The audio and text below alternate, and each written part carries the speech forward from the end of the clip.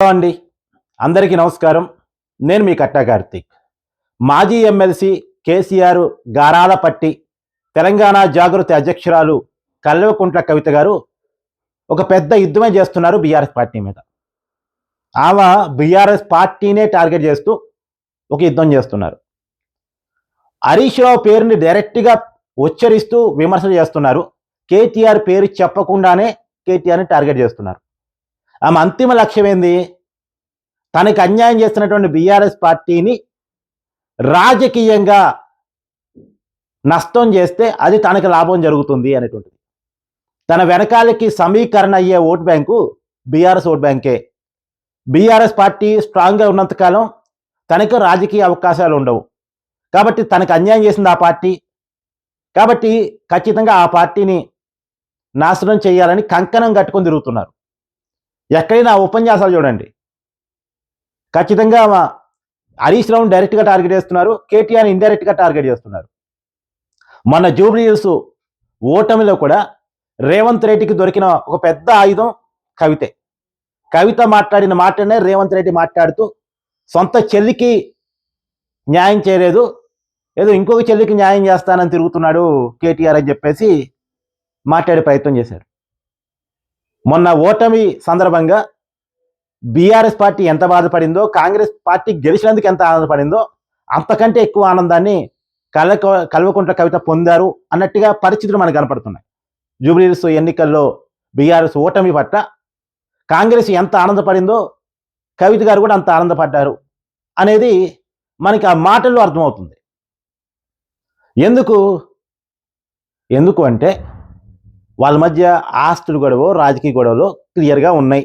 అది వాళ్ళు చెప్పినా చెప్పకపోయినా అందరికీ తెలిసిన బహిరంగ రహస్యం. ఆమెకి అవకాశాలు ఆ పార్టీ ఇవ్వట్లేదు.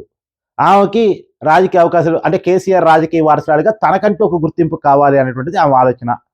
ఇప్పటికే అక్కడ 2 పవర్ సెంటర్స్ ఉన్నాయి, ఒకటి హరీష్ రావు, 2 కేటీఆర్. 3వ పవర్ సెంటర్ వద్దు అనేది కేటీఆర్ ఆలోచన. రేపొద్దున తనకు కాకుండా కవిత చేతుల్లోకి క్రియాశీలక పదవులు పోతే ఎట్టా, ఇంకో పవర్ సెంటర్ ఏర్పడితే ఎట్టా అనేది. కానీ ఆమెకు మాత్రం పవర్ సెంటర్గా ఉంది. అంటే ఆ ముఖ్యమంత్రి కావాలని కూడా ఆమె ఆశ. ఆమె చెప్తున్నారు ఓపెన్గా, రాబోయే 10 ఏళ్ళలో నేను ముఖ్యమంత్రి అవుతా అని చెప్తున్నారు. ఆ 10 ఏళ్ళలో ముఖ్యమంత్రి కావటానికి ప్రాతిపదికన ఇవాళ ఏర్పాటు చేసుకుంటారు. ఏంది ఆమె టార్గెట్? ఇప్పుడు లోకల్ బాడీ ఎన్నికల్లో బీఆర్ఎస్ పార్టీని ఓడించాలి. బీఆర్ఎస్ పార్టీ మళ్ళా రికవరీ కాకుండా అడ్డుకోవాలి. కాంగ్రెస్ పార్టీ మీద వ్యతిరేకత ఉంది, కానీ ఆ వ్యతిరేకత బీఆర్ఎస్ పార్టీ వైపు టర్న్ కాకుండా అడ్డుకోగలగాలి అన్నది కవిత ఆలోచన. అలా బీఆర్ఎస్ పార్టీ అసెంబ్లీ ఎన్నికల్లో అధికారాన్ని కోల్పోయింది. పార్లమెంట్ ఎన్నికల్లో ఒక్క స్థానం కూడా రాలేదు. ఉప ఎన్నికల్లో మన జూబ్లీహిల్స్, తర్వాత అంతకుముందు జరిగిన కంటోన్మెంట్ ఎన్నికల్లో 2 చోట్ల ఓడిపోయింది, 2 సిట్టింగ్ స్థానాన్ని కోల్పోయింది. తర్వాత ఎమ్మెల్సీ ఎన్నికల్లో అసలు పోటీయే చేయలేదు.